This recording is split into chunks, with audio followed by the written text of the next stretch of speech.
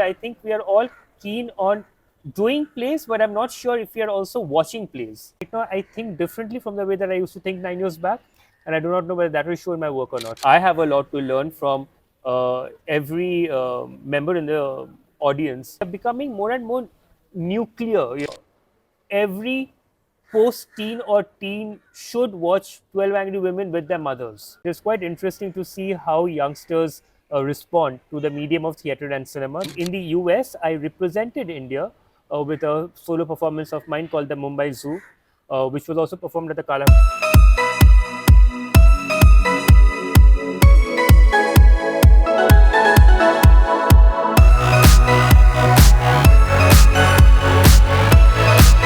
Of theatre spans across geographies. And with me is one such director who has spanned multiple geographies through the medium of the performing arts. Welcome, Tathagat Chaudhary. Right.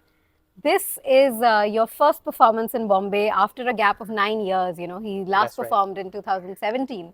So, how are you feeling? Let's begin with that. It's always awesome to come back to Bombay to perform here. And this time it's going to be even more special because this is a team that we formed in Gurgaon. I was teaching in Gurgaon for 4 years, managed to make some excellent friends over there who were also interested in the same medium.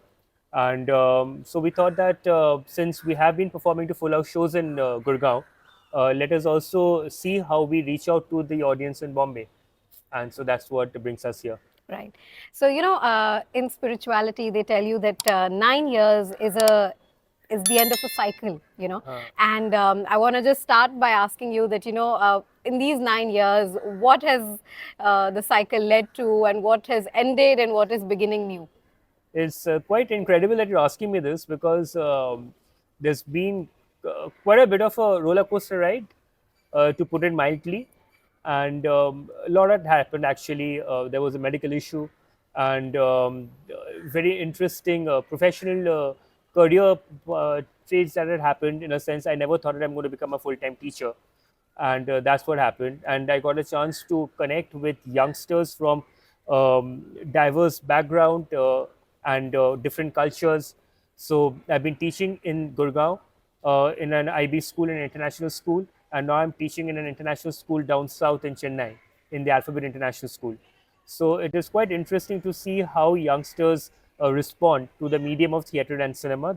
That's my subject, and so that's what has been quite interesting over the last 9 years. Different kind of plays that I got a chance to see, different kind of exposure, and I think I right now I think differently from the way that I used to think 9 years back, and I do not know whether that will show in my work or not. It definitely will. And, speaking of your work, you're back with a fantastic edition of the play, The Night of January 16, which is such an iconic Ayn Rand play. Yeah. So, what new are you bringing into the table? So, we're calling it The Woman on Trial, and it is set in Bombay. This is our adaptation. It is something that I had done to full house shows in Bombay earlier.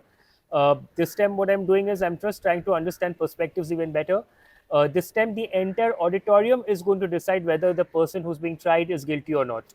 Earlier, we used to select few members in the audience who would decide, but this time is going to be up to voting from the members in the audience.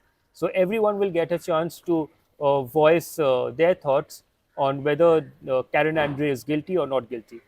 That apart, there are other theatrical elements that are there. There is a mime act that we have in our performance. There is a bit of classical dance that is there. So all these elements are there in the play, and let's see what it leads to. Fantastic. This play is a play that spans across geographies, and you yourself have spanned across multiple geographies. So, as a theatre director, do you want to talk us through your journey in the US and UK while making theatre? What challenges did you encounter, and what opportunities do you see? So, I've always felt that it is a medium which goes beyond boundaries, So, in the UK, when I got a chance to represent the country, it was a learning opportunity for me to learn from them. In 2023, I was attending the Edinburgh Theatre Festival, where I got a chance to talk about the youth theatre movement in India. Then, prior to that, I got a chance to be part of a team that was working on theatre science. In the US, I represented India with a solo performance of mine called the Mumbai Zoo, which was also performed at the Kalahora Festival. and there I got a chance to understand how others perceive us. How do they kind of think about Indian theater? What, how much are they aware of the kind of theater that we have been doing? So as I was mentioning, so it gave me an opportunity to understand their style of theater, their kind of theater, and basically just how they bring culture in a very subtle manner in their storytelling style. And I got to see a lot of musicals over there. And my style of theater has always been minimalistic, which was definitely appreciated in the West. Here, I find it slightly difficult for the audience to appreciate the kind of style that I have, but it also seems that they are waking up to this style as well, and there is a lot of engagement that happens, a lot of communication with the audience during the performance, as we're going to see in Woman on Trial. In fact, they will decide how the ending of the play is going to be. So the audience become the architect of my productions. Wow, that's fantastic. So yeah, so these are certain exchanges that I had during my visits Right. abroad, and yeah. Right. And one more international play that you're bringing to the table, that is another adaptation, another thriller. Yes. So, do you want to take us through that? We are aware of 12 Angry Men, we are aware of 12 Angry Jurors. I'm not sure who in the country has performed 12 Angry Women.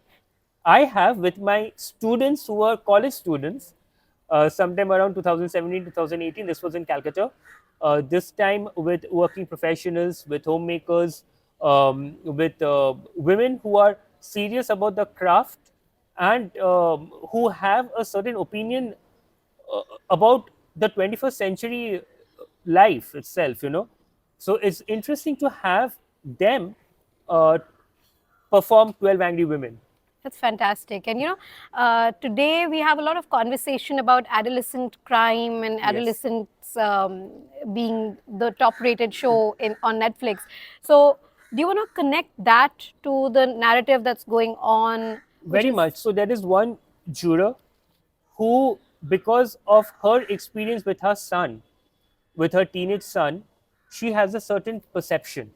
She has come up with a certain belief, and interestingly, how she manages to stay rooted to her belief despite what others on the table are feeling and thinking, and that is what emerges. That's what surfaces in the play.